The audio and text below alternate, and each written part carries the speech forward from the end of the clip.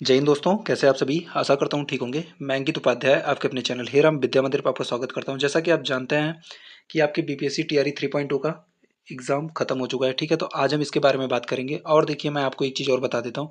जैसा कि आप जानते हैं, चैनल बहुत दिनों से बंद था, तो आपकी अब रेगुलर वीडियोस आएंगी और खासकर आपको बीपीएससी टीआरई 3.0 को कवर किया जाएगा, ठीक है। और देखिए, इससे रिलेटेड एक चीज़ और कि बीपीएससी टीआरई 3.0 की एक्सपेक्टेड कट ऑफ क्या जाएगी, रिजल्ट इसका कब तक आ सकता है। जैसा कि आप जानते हैं, कोर्ट केस चल रहा है उसके ऊपर, ठीक है। आंसर की कब तक आ सकती है, उसको लेकर क्या अपडेट है। क्या बीपीएससी टीआरई 4.0 आएगा कि नहीं, क्योंकि आप जानते हैं आज कैलेंडर जारी हुआ है और इसमें इसको मेंशन नहीं किया गया है, ठीक है। तो आखिर कब तक आएगी और आएगी कि नहीं, इसके बारे में बात करेंगे। और वन कैंडिडेट वन रिजल्ट होना चाहिए कि नहीं। जैसा कि आप जानते हैं, देखिए, टीआरई 3.0 जैसा मौका आपको फिर कभी नहीं मिलने वाला है। जैसे टीआरई 4.0 आएगी, टीजीटी पीजीटी में भी कंपटीशन बढ़ जाएगा और बाकी का तो छोड़ ही दीजिए, ठीक है। कंपटीशन बढ़ जाएगा, तो वन कैंडिडेट वन रिजल्ट के लिए हमें मांग करनी चाहिए कि नहीं, इन सब सारी चीज़ों के ऊपर बात करेंगे। बस आप वीडियो के लास्ट तक बने रहेगा, आपको सारी चीज़ें पता चल जाएंगी, ठीक है। तो चलिए वीडियो को शुरू करते हैं। वीडियो शुरू करने से पहले आपको बता दें, अगर आप हमारे चैनल पर पहली बार आए हैं तो प्लीज़ चैनल को लाइक करें, सब्सक्राइब कीजिएगा। वीडियो के डिस्क्रिप्शन बॉक्स में टेलीग्राम का लिंक दिएगा, आप उसे ज्वाइन कर लीजिए। देखिए, मैं आपको बता देता हूँ, कोई भी इससे रिलेटेड बीपीएससी से रिलेटेड या कोई भी रिजल्ट आंसर की कुछ भी आएगा तो सबसे पहले आपको वहीं पर अपडेट कर दी जाती है, ठीक है। तो चलिए वीडियो को शुरू करते हैं। तो चलिए सबसे पहले हम ये देख लेते हैं कि आपकी आंसर की कब तक आ सकती है, ठीक है। उससे रिलेटेड क्या न्यूज़ है, इसके बारे में देख लेते हैं।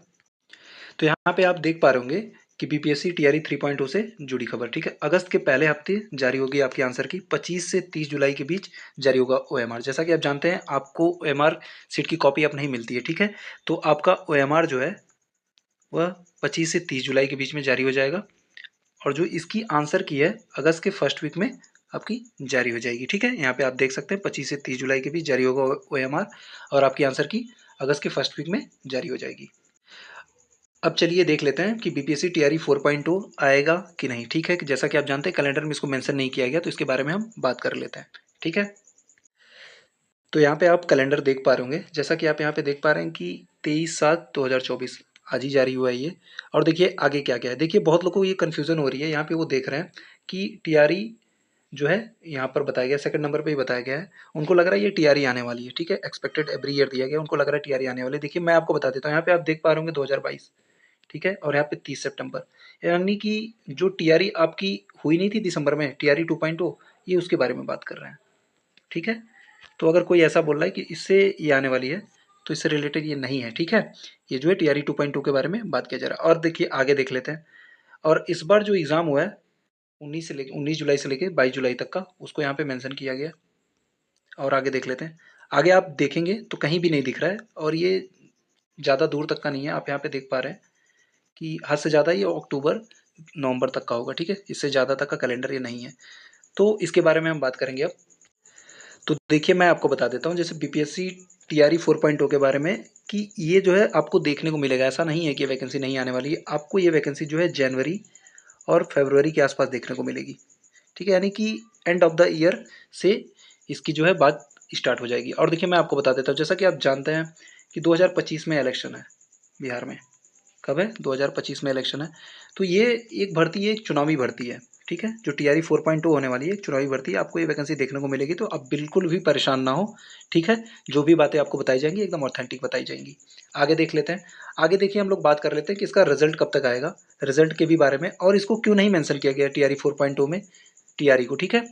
और मतलब इस कैलेंडर में टीआरई 4.0 को क्यों नहीं मेंशन किया गया। जैसा कि आप जानते हैं, कोर्ट केस चल रहा है, ठीक है। 65% जो आरक्षण था, ठीक है, अभी तक ये सुप्रीम कोर्ट में मामला है।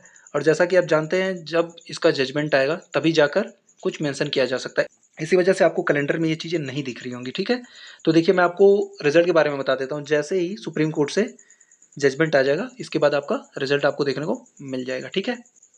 तो अब एक्सपेक्टेड कट ऑफ के बारे में बात कर लेते हैं। देखिए, मैं आपको बता देता हूँ, जब तक आपकी आंसर की नहीं आ जाती ना, तब तक कुछ भी नहीं कहा जा सकता। अगर आपके अभी 80 बन रहे हैं, तो आंसर की आने के बाद थोड़ा वेरिएशन आपको देखने को मिलेगा। कम से कम 5-7 नंबर घट सकते हैं, किसी का उसी पे रह सकता है, किसी के 1-2 घट सकते हैं, किसी के एक आध बढ़ भी सकते हैं।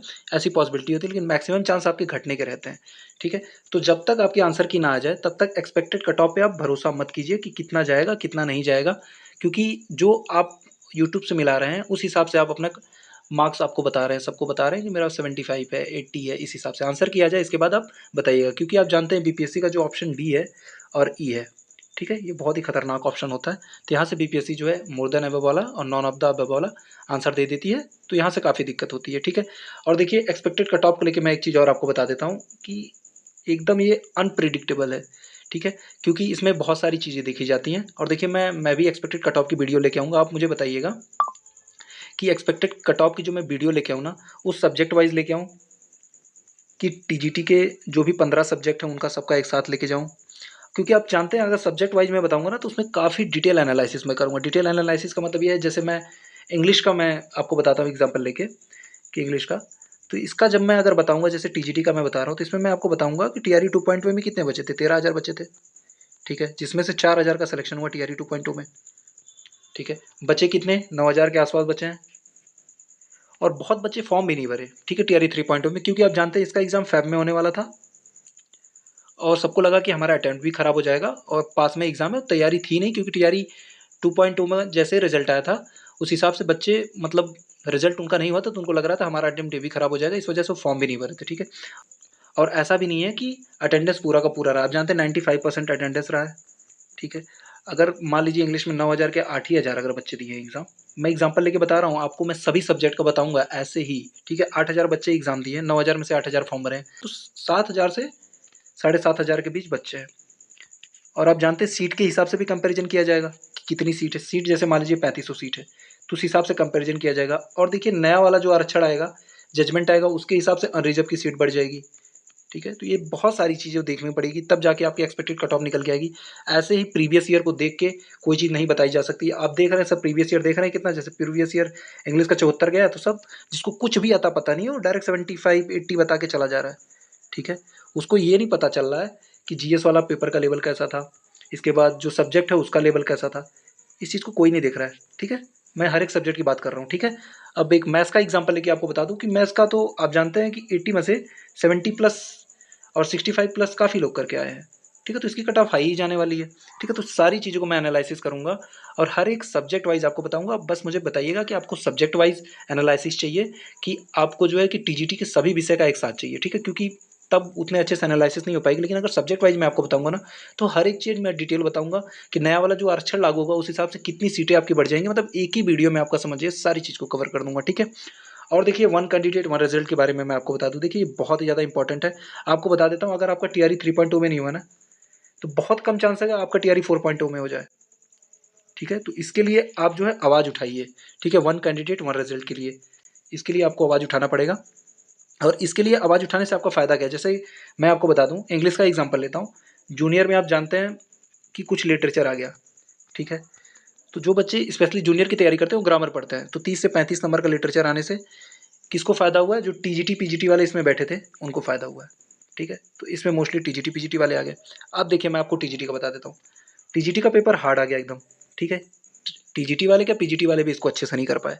ठीक है, ये हाल था इसका, तो ये पेपर हार्ड आ गया। अब पीजीटी का मैं बताता हूँ, ये कंपेयर करके अगर देखा जाए तो टीजीटी से आसान आ गया है। ठीक है, तो इसमें टीजीटी से ज़्यादा इसमें बच्चे स्कोर किए हैं। ठीक है, पीजीटी में। और देखिए मैं आपको बता देता हूँ, अगर ये जो है कि पीजीटी का सिर्फ वन कैंडिडेट वन रिजल्ट दिया जाए, तो पीजीटी में ऐसे बहुत सारे 1000 से 1500 ऐसे बच्चे हैं जो टीजीटी में सेलेक्ट हुए हैं।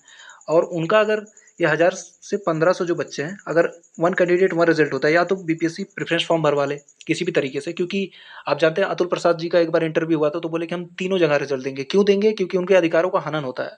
ठीक है भाई, आप प्रेफरेंस फॉर्म भरवा लीजिए। ठीक है, तब तो अधिकारों का हनन तो नहीं होगा। ठीक है, आप जो है कि ऐसी बना दे रहे हैं, आपको लग रहा है कि वैकेंसी बहुत ज़्यादा है, लेकिन वैकेंसी ज़्यादा है ही नहीं। ठीक है, क्योंकि इस हिसाब से वैकेंसी पूरी की पूरी वैकेंट चली जा रही है, मतलब मोस्टली वैकेंसी आपकी वैकेंट चली जा रही हैं। ठीक है, पिछली बार भी 800 सीटें बचा लिए गए थे। ठीक है, और उसमें से जितने का रिजल्ट दिया गया था पता नहीं, हो तो दूसरी जगह भी गए होंगे। ठीक है, 500 हज़ार तो ऐसे भी हो गए होंगे। तो देखिए मैं आपको बता देता हूँ कि इस हिसाब से अगर पीजीटी वालों को होगा, तो उनका अगर टीजीटी में हो जाएगा, जो टीजीटी वाले हैं उनका टीजीटी वाले में होगा, तो इससे फ़र्क जूनियर वालों को भी पड़ेगा। क्योंकि जिनकी लिटरेचर अच्छी थी वो जूनियर में अच्छा किए हैं, तो अगर वो टीजीटी में हो जाएंगे तो आपको बता देता हूँ कि जूनियर की भी कट ऑफ प्रभावित होगी, ये भी कम जाएगी। और पीजीटी में होने से टीजीटी की कम जाएगी और पीजीटी की तो फिर रहेगी रहेगी। ठीक है, और बहुत अच्छा मौका है टीआरई 3.2। अगर इसमें आप आवाज़ नहीं उठाए कि वन कैंडिडेट वन रिजल्ट होना चाहिए, तो आपको आगे चलकर बहुत ही प्रॉब्लम होने वाली है। ठीक है, तो आप मुझे बता दीजिएगा कि मैं सब्जेक्ट वाइज आपका एनालिसिस करूँ कि एक साथ टीजीटी का एनालिसिस करूँ। ठीक है, तो आशा करता हूँ जानकारी आपको अच्छी लगी होगी। अगर जानकारी अच्छी लगी तो प्लीज़ चैनल को लाइक करें, सब्सक्राइब कीजिएगा।